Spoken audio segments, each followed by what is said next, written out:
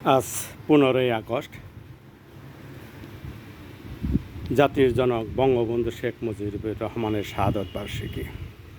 সম্মানিত ভিউয়ার্স ভাই বোনেরা, আজকের এই দিনে কাকডাকাপুরে বঙ্গবন্ধু শেখ মুজিবুর রহমান এবং সেই সাথে তার পরিবারের সকল সদস্যকে নির্মমভাবে হত্যা করা হয়। শুধু শেখ রেহানা এবং শেখ হাসিনা প্রাণে বেঁচে যান ওনারা দেশের বাইরে থাকার সুবাদে। সে যাই হোক, আজ 15ই আগস্ট বাঙালি জাতির এক মর্মাহত দিন, সুখের দিন।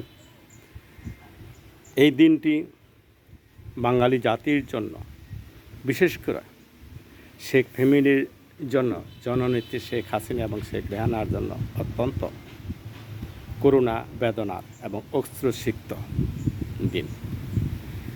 তো জননেত্রী শেখ হাসিনা সেই অশ্রু বিসর্জন দিয়ে উনি শক্তিতে রূপান্তরিত করার আপ্রাণ চেষ্টা চালিয়ে গেছেন। তবে অতীব দুঃখের সাথে বলতে হয়, এটা আমার মনের একটা বা ভিতরে একটা আকুতি বা কষ্ট। ঠিক এই দিনে আরক নেত্রী, আমি ওনাকেও শ্রদ্ধা করি, তিনি প্রধানমন্ত্রী খালেদা জিয়া, উনি ফ্যাক অর্থাৎ ভুয়া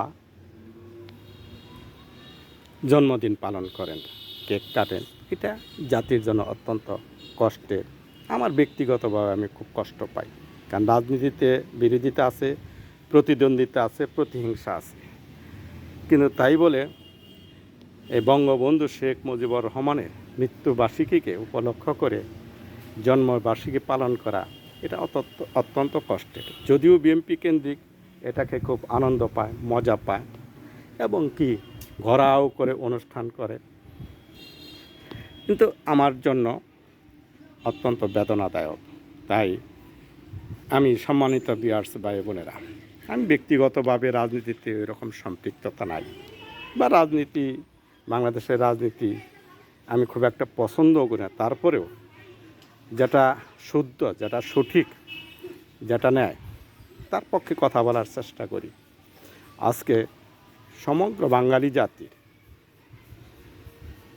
বঙ্গবন্ধু শেখ মুজিবুর রহমান, যেহেতু উনি জাতির জনক, এই জন্য ওনার প্রতি শ্রদ্ধা নিবেদন করা প্রত্যেকটা মানুষের দায়িত্ব ও কর্তব্য। যাক, আমি ওনার শ্রদ্ধা নিবেদন করি। আমি আমার বক্তব্যটা আপাতত শেষ করছি। আল্লাহ হাফেজ।